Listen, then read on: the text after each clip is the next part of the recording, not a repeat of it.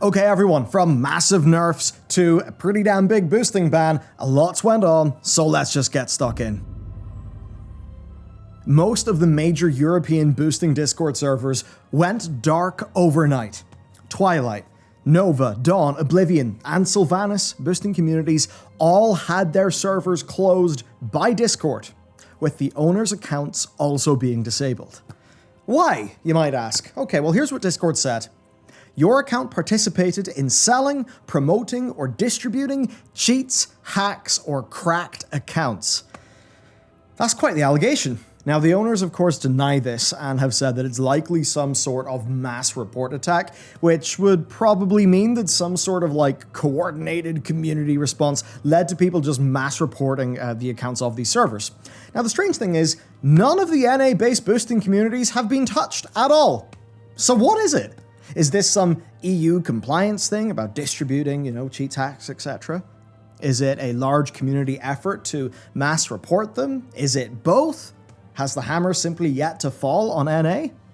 I mean, so far we have no idea, and it also seems to have nothing to do with Blizzard. So the gold is safe. This only impacts their back-end operations, and of course, with replacement servers now online, and little elaboration from Discord, we simply have no idea what's really going on here, or if the new servers will be shut down. So this truly is a strange situation, and speaking of situations, you can improve yours with Skillshare, today's sponsor. And the first 1,000 to click my link will get a month of Skillshare Premium for free. Now I'd say place number 1 to hit up is the Productivity Masterclass from Ali Abdaal. Life can be a bit rush, a bit hustly, and to be honest, that kind of sucks. Now, I find that having a great productivity system means that I'm less stressed, I'm less busy, I'm less rushed. Things are nice and calm, and that actually enables my best work.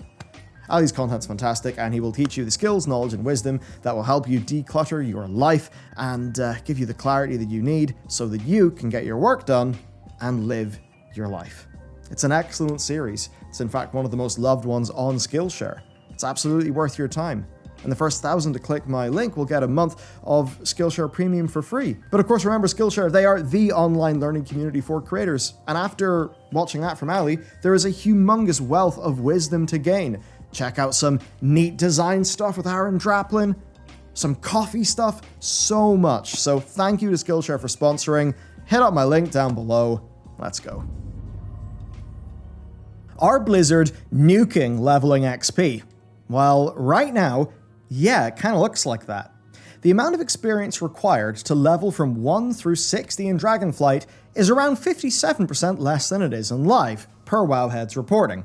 Of course, there will be the leveling from 60 to 70, but that's a pretty damn big change. I mean, the already blisteringly fast 10 through 30 range has been slightly increased actually, but from 30 to 50, we've seen massive decreases of up to 78% for some levels. 50 to 60 has been totally nuked as well.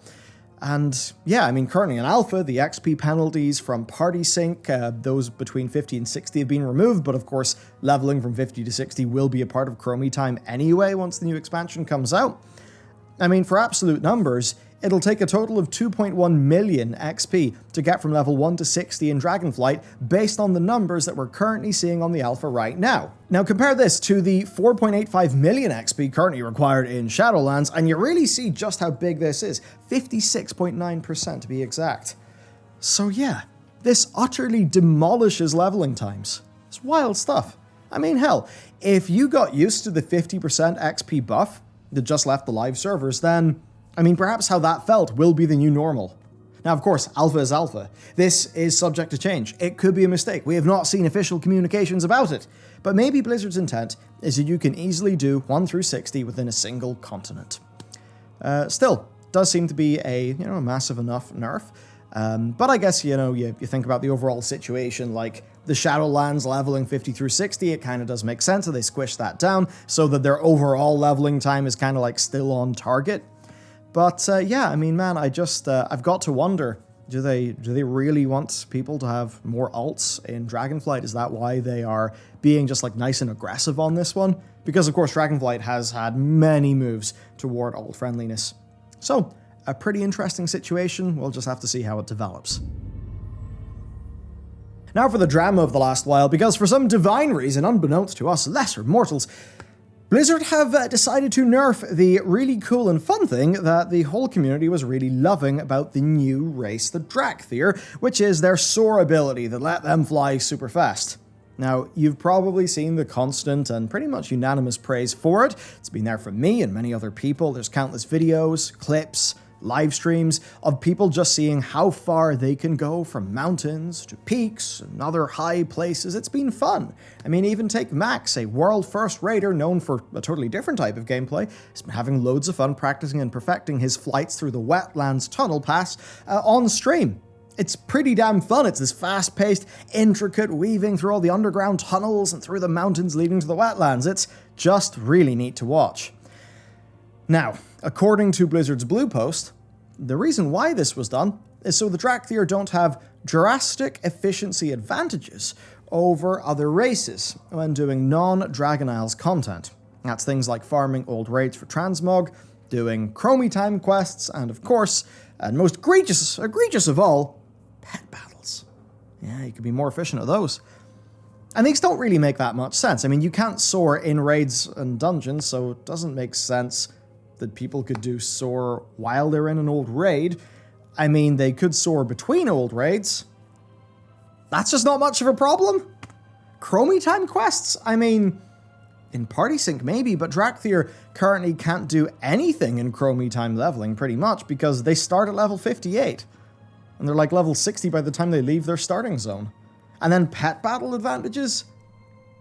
Seriously? Blizzard also stated that these speed nerfs didn't diminish any of the fun that they had internally. I mean, you can do less cool things with it, so that does feel less fun. Plus, it's a thing where people got used to the super powerful version, so anything is going to feel less fun to people because they have a more powerful point of comparison. So even if the current one, which I believe is 630 speed instead of 920, even if that still is really fun, people have a more, powerful point of comparison, so it's going to feel less fun, even if 630 would have been considered to be fun by players if they never even got to experience it, at 920, right? It's all kind of relative. But I mean, what's the worst that could happen with this? Like, soar's on a 5-minute cooldown. I mean, honestly, my opinion here is just make dragon riding a thing in all of the game.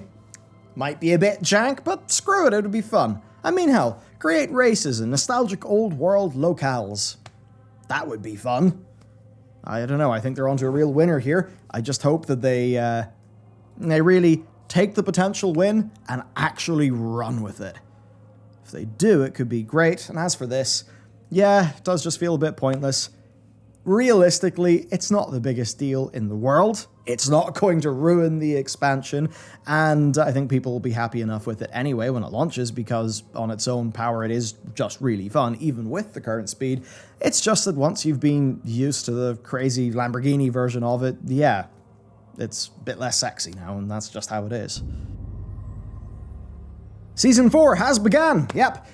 Nathria was our first fated raid. We've got more brown Warlords of Draenor dungeons, and of course the past mega dungeons. Now, I was away, but Dakor on our team, our resident cutting-edge Mythic Raider, has been busy grinding out Mythic Plus this week for both Gear and Valor, completing well over 60 dungeons in just a few days. What a madman. The great thing, though, is uncapped Valor. So you don't feel like your time is being wasted because you can continually and deterministically farm and upgrade gear without restriction. Well, other than the rating one, which I guess can be annoying to people because of the tyrannical and fortified thing. But anyway, now the response to the dungeons has been a bit mixed, with Karazhan and Grimrail being the biggest points of contention. Basically, they both have a learning curve, but a few things maybe need some tuning. So, Blizzard have actually been busy at that. They've been increasing the visibility on some hard-to-see mechanics across the dungeons, and they have been tuning some of the more egregious abilities. Now, while these, of course, have been great changes and have been well received, I think people still feel there's some more work needs to be done, so hopefully we see that. As for raiding then, well, it's a nice change up from Sepulchre and bar the Generals. I think Nathria is a raid that at least I really enjoyed at that time. I think a lot of people did as well. And besides the new Fated affixes, we've actually found some under-the-hood changes too, and they're just kind of interesting. So each raid difficulty has an inherent internal difficulty modifier. Now this changes things up, like boss HP and damage dealt. So it's essentially a broad tuning knob that differentiates the numbers between each difficulty, minus of course any new abilities and effects that Blizzard have added. So with normal difficulty having a baseline 1.0 modifier, Mythic usually has a 1.3 and Heroic a 1.14 modifier. Based on the data though, it seems that Fated Mythic actually has the 1.14 difficulty modifier that Heroic usually has, perhaps meaning that the base tuning is just a bit easier than the typical tiers. Now that is something that does make sense though, because not only do these Fated raids have some new affixes to deal with, but they're also supposed to be just some decently laid back end of expansion kind of like remix fun to fill an otherwise empty drought period. So it wouldn't make sense to tune these to be as difficult as they were when they came out, when of course each Fated raid is only up once every 3 weeks, at the start anyway, so you don't want to have this uber hard progression going on when there's a very limited time window, because it's mostly just there to be fun. So there you go. Look, and I know that this is not of interest to many people out there, right? I want to see new shit, I get that. Totally fair. But honestly, Blizzard doing this is far, far better than nothing, right? I mean, right now, when Shadowlands is at its most playable because of the various tweaks and fixes they've made, you can go and run a greatest hits of the raids, you can enjoy a more reasonable gearing system, and perhaps relive some brilliant old dungeons. Why not? If this was the norm for the end of an expansion, it is something that I'd totally welcome. Though ideally some non-instant stuff would be nice. As for me, it's pretty tricky. I think a few of us want to go and just get a bit of an M+ group together. Might try out Healing and Disc Priest, or if that's not good for Mythic Plus, maybe Holy. I don't know, I'll see. But anyway, next, the rather shocking news. This was so surprising to me. NetEase were working on a World of Warcraft MMORPG, so I guess there you go, WoW 2 cancelled. Not really. This is an MMO for mobile that was set during another period of time in Azeroth, and it was developed in partnership with Blizzard. But it seems the dev work was actually done by NetEase. Now look at a game like Genshin. It's a mobile game, but it also scales up to PC and console pretty damn well. So who knows what this could have been? All that we know is that it was cancelled not because of development woes, but because of a lack of agreement on business terms. So what was that? Was that the rev split? Recoup structure for costs of the project? Basically, who the hell knows? The project had been in the works, I believe, for 3 years though, so it's definitely sad for those developers. As for us players, I just hope for more leaks, because this at least would have meant Blizzard officially creating lore, because this was to be set in a different era of, Azeroth. So I'd love to see what era that would have been, and maybe what the story elements were, where the zones would have been. That could have at least been interesting, but of course, as a game, given the state of Immortal, another NetEase project, and how that's monetized, enough said, right? I can't imagine that it would have been monetized in a way that we would have liked, even though, say, the likes of Genshin Impact, like that totally shows us that, and yes, Genshin does have gacha monetization, and I do not like that at all, but Genshin, as a game, it is actually really good, with a shed load of content, and it does look gorgeous on PC and console as well, and it plays brilliantly on them too. That shows that a project can scale between all these different formats, so the potential is there, but if they were to go and Diablo Immortal it, monetizing player power, that would just ruin the whole thing, wouldn't it? Honestly, this is not what I would have expected, so yeah. Perhaps a shame for the bean counters, I don't know. I mean, if TBC Classic is anything to go by, then the love for Warcraft is still very strong in China. So there's no doubt that this would have pulled in the monthly active users. But going back to it being some sort of business disagreement, maybe that structure would not have made enough dollars for Blizzard to make it worthwhile. But it's odd, because it's 3 years in. You would have imagined this shit would be contractually locked down by this stage, right? Odd, I don't know. Did someone try to change the terms? Did the whole thing fall through? We'll probably never know. And finally, Blizzard are planning something new. A variety show. It's a 3-part event on Twitch that has a leveling competition, a lore scavenger hunt, and a foot race through Azeroth. Kinda neat. Look, this is not a massive bit of news, but it's no surprise to say that Blizzard had kind of stopped doing community things. Remember, we used to get the Q&As with Ian and Josh, and those just stopped, right? But this is, I suppose, the NA community team doing something, right? Doing an event, getting better at that community engagement. And that is something that, when we see it in FF14, we think that's a great thing. So seeing Blizzard do that is also great. And it's just important for a live game. So I guess props to the NA community team, and hopefully there's more coming with all this community engagement. With that said, that's actually it for the news. I guess for game things, look, I would love to play Wrath Classic because to me that's just totally reliving the glory days. Might dabble a little bit in the new season. Don't know if I can get a raid group together, but hey, M+ and a bunch of old nostalgic dungeons, things I haven't done that much, that would actually be kind of fun, so I'll see how it goes. Anyway, let me know what you're doing. Of course, check out today's sponsor with that link down below if you want to help us, and also, get access to a pretty damn awesome service, right? Learn some brilliant stuff. But yeah, that's it for me. Thanks for watching. See you next time.